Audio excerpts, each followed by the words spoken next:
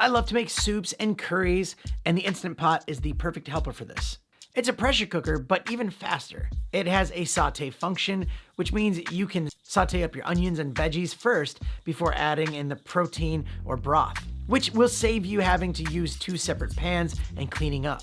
I use my Instant Pot most often for making the perfect rice.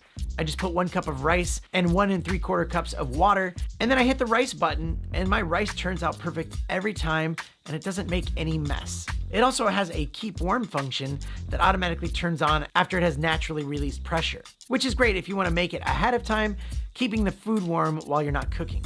The Instant Pot is great for making soups, broth, and chili. You can pop everything in, push whichever button applies to you, and let it do its thing. But honestly, you can just dump and go with the Instant Pot. It is so simple to use. It's the best kitchen appliance I've ever bought, and it has so many functions and capabilities. So I highly recommend it, and thanks for watching.